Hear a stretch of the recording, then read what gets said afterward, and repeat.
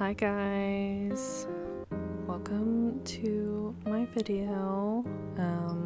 My name is 𝕒𝕟𝕒𝕟𝕜. I go by she, her, and this video is going to be my process of creating a new charm idea, which is going to be Alice Little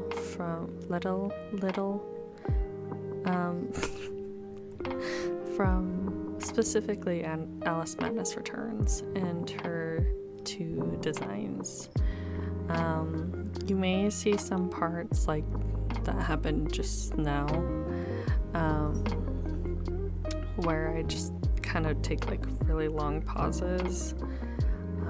I'm either caught up in watching a video or talking to friends. I don't remember, if I'm being honest. Even though I did this the same day that I am recording this audio, I don't remember what I was doing.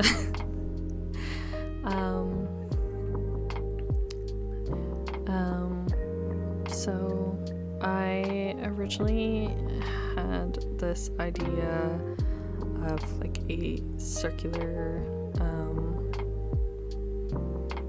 charm, one side being Alice in her real world outfit, and then second outfit obviously being the main one that we see, which is her Wonderland outfit. Her real world outfit, I wanted to give her a border of like the ashes from her house burning, all that sort, and then the other side be this bright, colorful flowers that she like, just like the vibe in general of it being bright and colorful. Because, you know, in Wonderland it's like the complete opposite of the real world, which is London for her. So yeah, those brushes that I was using that were just kind of spazzing around on the screen were brushes that I had downloaded that are like this fire molten lava like pack. But I wanted to use some of those because of it comes with these like ashes. So yeah, I wanted to use those, test those out, see what those look like.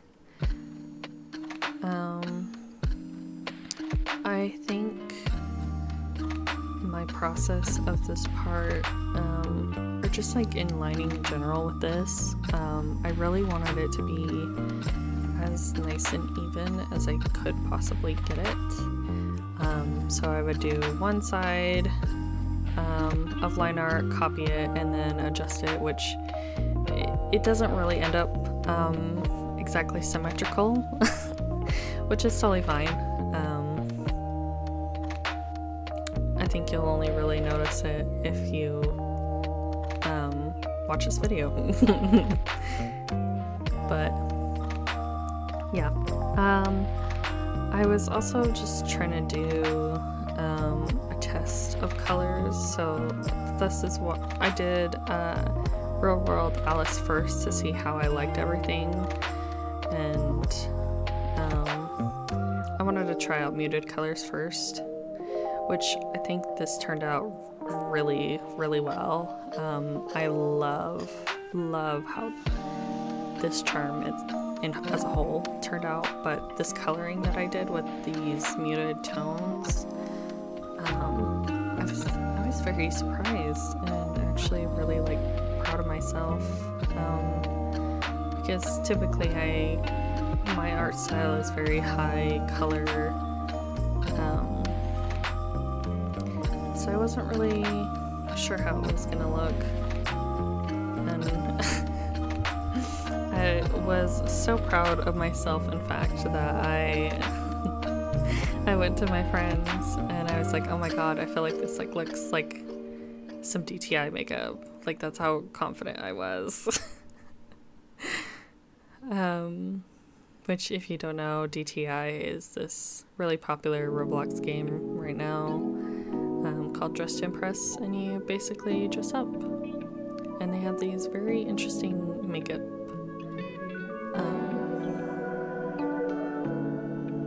like patterns, I guess is the word I'm looking for.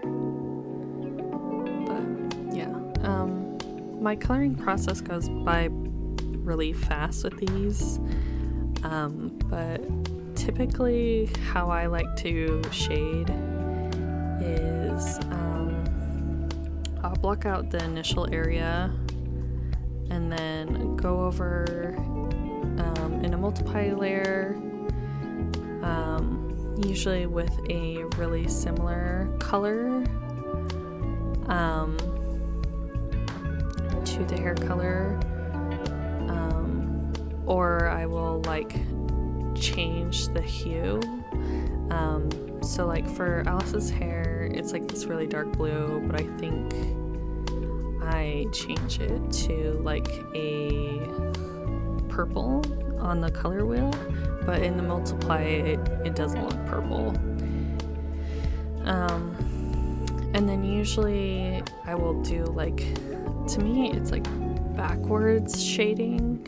I'll take the lighter color and usually sweep it towards the inside to the outside, if that makes sense. I mean, you can kind of see it underneath the hair right now, and underneath the sides of the arms. But with the hair, I shade it a little bit differently, but using the same brush. I'll usually do it in like strokes instead of like going backwards, if that makes sense at all. I don't know if it does, but yeah, doing my favorite part, the eyes. I always love drawing eyes. It's like what I look forward to if I'm doing like a really long speed paint. Or sometimes I'll just do that first, and then I just kind of, I don't know why I do it to myself. I just kind of give up after that. I don't have a ton of unfinished projects, but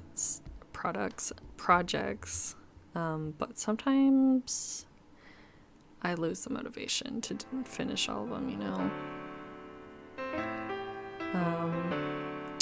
And then I just adjusted the colors to make them more saturated. What you are currently seeing is a more muted version of what it actually is, because I had this set up to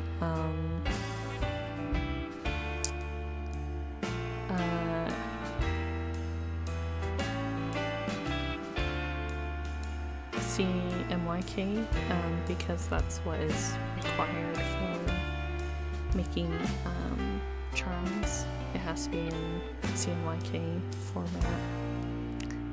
So the actual final product is actually like really bright, which obviously I love that.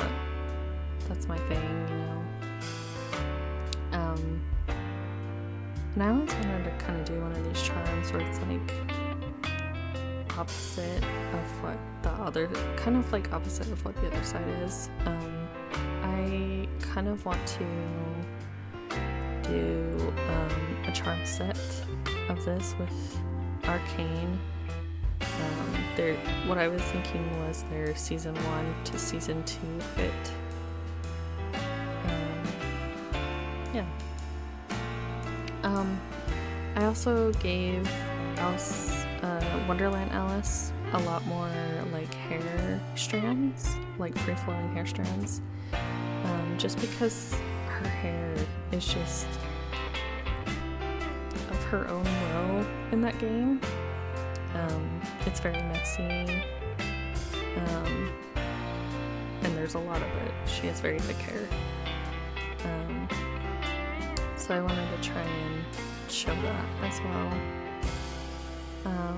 My idea also was to have these borders at the bottom, kind of like slowly disappearing towards the middle.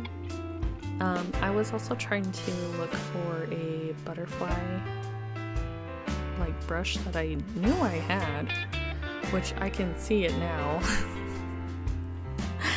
But I literally spent so much time looking for it and I never found it, so I ended up downloading more butterfly brushes, which is totally fine. The ones that I found actually ended up working out really well. I think they're really beautiful and pretty. So on this side, I wanted to have the flowers burning, because that's the whole premise of this game, is like she's reseeing her trauma that had just happened, or reliving her trauma that happened like not that long ago, but like the psychiatrist that she's going to see is basically trying to like wipe it from her memory. And yeah, so I wanted to put that in and put in the final chapter key, which is chapter 5, which is when you find out like minor spoilers that the therapist is essentially the bad guy. Obviously, you know, why wouldn't he be?